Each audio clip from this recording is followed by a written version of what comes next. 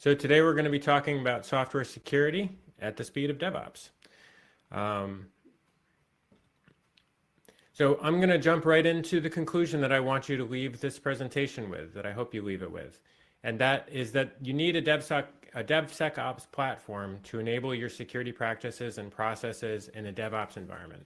So it's going to be far faster and less expensive for you to create a DevSecOps platform around a product whose development and maintenance cost is shared than designing and building your own system from scratch. So today's webinar is going to be organized into 3 sections, and they correspond with the three practices that you need to ensure the software security in a rapid continuous integration and continuous deployment environment that's typical of DevOps. So in each section, I'm going to talk through the platform, product capabilities, and functionality that you should be looking at to enable your DevSecOps program. So first about me, I'm Chris Horn. I'm a product-focused professional with 20 years of experience developing enterprise software systems. I've worked with government, academia, industry to develop systems that meet the needs of users. And for the past 5 years, I've been a technologist and principal investigator for software security research and development projects under contract to Department of Homeland Security in the US here, and with DARPA, which is an agency of the Department of Defense. And so I advise early stage startups, and I'm a full-time director of product management. So before I start discussing security, I'd like to quickly level set on some of the foundations of DevOps. And the answers to addressing security in a DevOps environment borrows from both DevOps principles and working with the technology of DevOps. So let's start off here with the principles. So one of the big goals of DevOps is to shorten the time it takes to run through the product development learning cycle. And that's from code to released product to user feedback and then back through. And so this speed is achieved through 2 primary enablers, technology and culture. So everyone probably thinks about the technology first. And so things like CI/CD pipelines, testing automation, issue trackers, all enable multiple developers to collaboratively write, test, and deploy software quickly. But equally important is the culture of the teams that use this technology. And DevOps teams acknowledge that it takes learning through trial and error to get things right, and that good scientific learning typically requires measurement.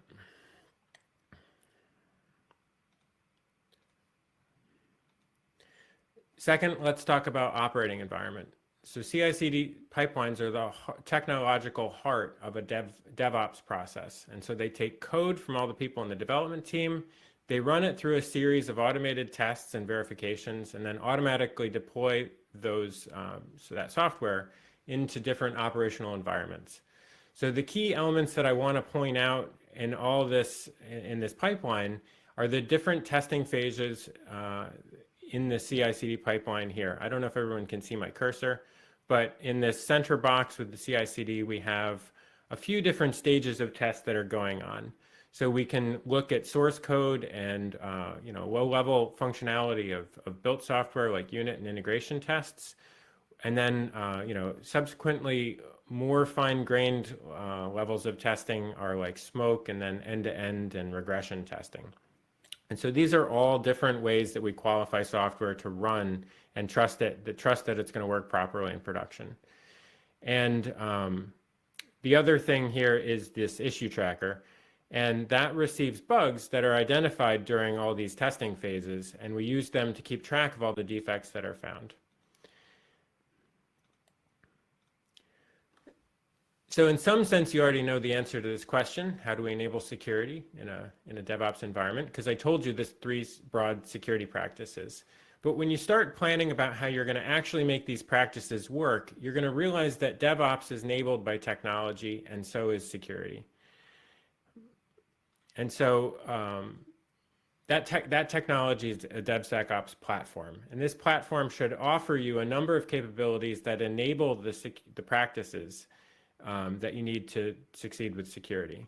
So that first here is this orchestration of security tools. And that's there to enable the use of multiple automated security tools that are integrated with your CI/CD pipeline. The second capability that we're going to talk about is correlation and prioritization of the warnings. So with automated tools, you have a lot of warnings coming out of those tools that you need to remediate, and you need processes to work with all those warnings and to see them fixed with the development teams.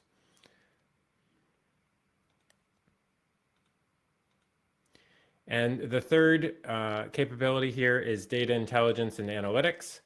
And with this capability, that's going to enable you to store and analyze the data and truths about how things are working or not working with your security practices, and really enable that continuous learning and continuous improvement processes of your systems. So that's our introduction. In the rest of this talk, I'm going to show you about more detail about each of these three security practices and then the corresponding DevSecOps platform capabilities that enable them. So the first here is the multiple automated security tools. So there are many different types of risk involved with written software. And I've got some of them listed here, right? So we've got the three big categories are programming mistakes, the use of insecure software libraries and packages, and then we also have the cloud environments in which the software is running, the configuration of those environments themselves. And so there's lots of different types of security mistakes that you can make within each of these, and any of those presents risk to your organization. And we use multiple different tools to catch those different types of mistakes. So for every different type of mistake that you can make, there's usually some kind of tool that can find those types of mistakes. And the tools can't detect all the mistakes, so you need to run multiple tools in order to find all of those security challenges. And these tools, just like we use different testing throughout the DevSecOps process, or sorry, DevOps process, we use tools throughout the application development lifecycle, the DevOps lifecycle. So throughout that process of writing software, running it through build and test and production, there's different times at which it's the right time to use different security tools. And when we look at that, and so if we look at that in terms of our CI/CD pipeline, this is what you see, right? So we have now these red things that I've added in are the security tools that are taking place at different points in the pipeline. And there's some challenges with this, right? So when you're running all these tools, first of all, you have multiple projects that need scanning. You also have analyzers that you want to run. That set is constantly changing. And then the configurations of every analyzer you need to manage. So if you were to be managing this in every single CI/CD pipeline for all the different projects that you need to analyze, that can be a lot of work to maintain the configurations of every single CI/CD pipeline for all your different projects. Also, the results formats of each of those different tools that are being run vary. So consolidating like if you're bringing in different tools, you're going to need to write custom integrations for every single tool to be able to process the warnings that are being generated by those tools and either put them into your issue tracker or present them to developers in other ways. And so one of the ways that we can simplify the integration and maintenance process is of incorporating security into your CI/CD pipeline is by abstracting away security testing from that core pipeline behind a single interface. And so when we do that, we can create this security orchestration layer, put all of our configuration into that layer where we're choosing which analyzers to run and the configuration. We can manage the configurations of those analyzers through a central tool that's designed to do that instead of having to maintain it in all the in our CI/CD pipelines. Also, a proper orchestration layer will automatically convert results from the different format results from the warnings from the analyzers into a single format so that you can just work with that single format. And this really helps you with the evolution of your security program. So software security programs are not built in a day, right? They have to be built over time. So as you onboard multiple projects and teams, as you mature your process and change the checkers you're using, and you're changing the security tools you're using, the orchestration layer is going to really streamline that process of integrating those tools into your pipeline. And so to summarize here, some of the key functionality that you should be looking for in a orchestration platform is listed here. And so I've mentioned that, but it's being able to execute the tools, manage their configurations, normalize the warnings into a single format, and then also maintain those integrations for you as the tools keep changing, because the tools are a moving target as well. So the next section here is processes for working with the warnings in the development teams. So with automation, you have the problem of lots of security warnings possibly, right? So it's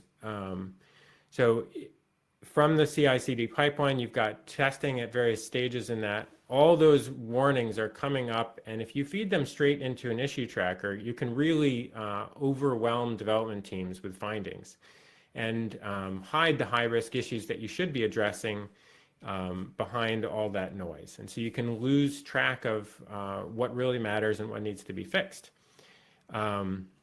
And some just back of the envelope here. So if we assume, sort of typical US wages for an employee, to review a single warning out of a security tool, and let's say that takes 10 minutes, it's costing on the order of $10 to review that warning.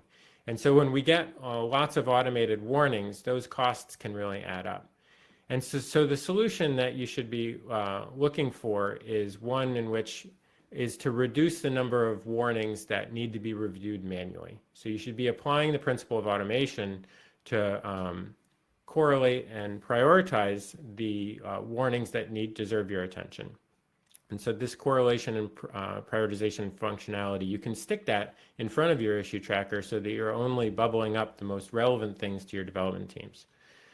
And to show you a little bit more detail here, put some color on this problem. So on the left here, you can see we have several different tools, and each of those is generating warnings. Some of those warnings do overlap. They basically are two warnings for the same problem. And you don't want to have to spend 10 minutes on each of those. So if we had some kind of filtration process, we could, I jumped the gun a little bit. So that's correlation, what I'm talking about. Filtering is removing the noisy ones that we don't care about. We can use AI or machine learning to filter out false positives and noisy findings that you might not care about. And then we can pass those to our correlation engine where we can merge those duplicate findings, which is now taking two findings that needed to be removed and calling it one. And so, and then we can also have automation that helps us prioritize the high-risk warnings and then integrate with our issue tracker to notify those development teams of the things that need mitigation. And if you have another feature that exists in some of these platforms is the ability to automatically close defects that are that are found to have been closed on a subsequent scan. So if you do scan 1, you find some issues, you do scan 2 and they're gone, you can save your development team the trouble of having to go manually track all those issues by having automation do that for you. And so the amount of money that can be saved on this is actually quite substantial. So if we had 10,000 warnings, which is can be quite common, and we get a 50% reduction in the number of warnings that we need to manually consider, keep in mind that that was costing $10, $11 per warning to review. So we can save on the order of $50,000 and 6 months of a person's time reviewing warnings. So these tools can pay for themselves with this kind of capability alone. And so that kind of wraps up this idea of having processes and technology to work with your development teams. The third section here that I'd like to talk about is about the data intelligence and analytics. And so this is going to give you a single source of truth to support the learning and automation things in the future.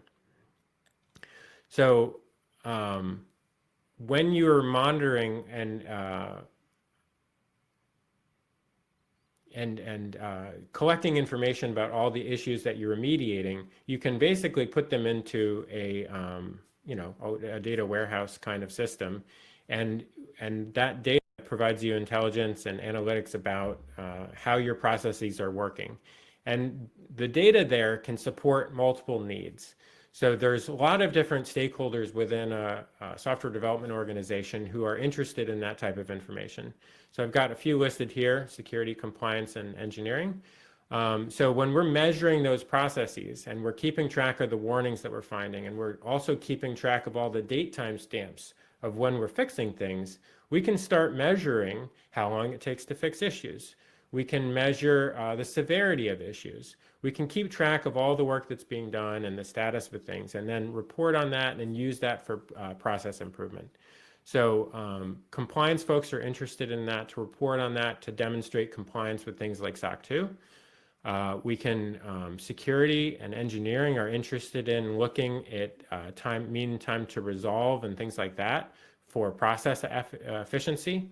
We can look at the efficacy of our different security tools themselves. So if we keep track of the analyzer that generated a warning, and then we also we know whether people are finding them to be false positives or not, we can build over time an understanding of which analyzers or tools and which checkers are working or not working for our organization. So if there's a particular checker that's just generating a whole bunch of noise and it just means that it's just a bunch of work to scan it, maybe we want to turn off that check. Also, having a central source of data supports future automations and some of those AI and machine learning techniques that I mentioned as a way to prioritize the findings and the warnings that really matter. And so here is a slide that just shows some of the things that I was just talking about, and some visualizations that a good platform will support in terms of the measurements that it supports, and then the reporting that it does. And so with that, I've actually coming up to the end of the talk here. So to recap, there are really three areas about enabling and practices for enabling your security at speed in a DevOps workflow. And the right platform can really support those activities. In other words, there's an app for that. And so Gartner actually calls this class of products, these DevSecOps platforms, application security orchestration and correlation, or ASOC. And they really help you keep pace with the pace of development and the types of problems that you'll have when you try to scale up security into a DevOps environment. And so just like we don't build our own version control and issue trackers, I don't think you should be building your own DevSecOps platforms. So if you do that kind of build versus buy trade-off decision, there's just a whole lot of costs to building something on your own when you could be sharing that load with other people who are supporting a product company. So, if we kind of break it down, while the only real advantage to building it yourself is that it's going to give you that full control and customization. But then there's a lot of downsides, right? So it's going to take you a relatively long time to build up that core platform. It's got a very high upfront cost, and it's going to take you months at the minimum to do that. And then you need to maintain that product basically as an internal product with a set of dedicated staff. And I think that really doesn't, the costs of operating your own product that you're maintaining are going to swamp the value that it gives you in terms of the competitive advantage to your business in the marketplace. And so that's where, the buy decision is really just the opposite of all this. So most of the enterprise products that are available on the market are going to give you the customization and integration flexibility that you need. They're also going to have zero cost to build because you're buying a pre-made product. They're going to have a relatively quick integration process. And then they're going to be doing that maintenance and supporting the tool evolutions and giving you new plugins and features over time. That's really going to take a load off of your own organization. And it's going to give you that capability to enable fast and efficient secure software development. And so we saw that when you're thinking about enabling software security at speed, there's three big concerns. So the first here is you need multiple automated security tools. You need the automation to find all those types of defects that can get you. And you need to integrate those with the CI/CD pipeline, which is the heart of any modern DevOps process. And so that orchestration layer, the orchestration capability, is going to enable you to integrate all those security tools, manage their configurations, and bring down the cost of evolving your security organization over time by abstracting that out of the core CI/CD pipeline. When you're thinking about all the warnings that automation is going to generate and how you work with those in terms of the issue tracker integration and processes for reducing the set that you need to consider manually, you're really going to be looking for that correlation and prioritization functionality.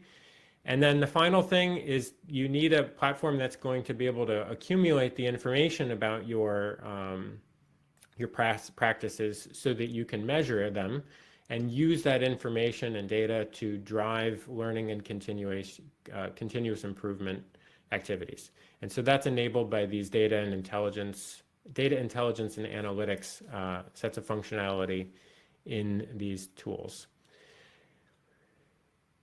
And so to wrap it all up, what that starts to look like in terms of your platform here is you've got a security orchestration layer that's built sort of in parallel to your core CI/CD pipeline.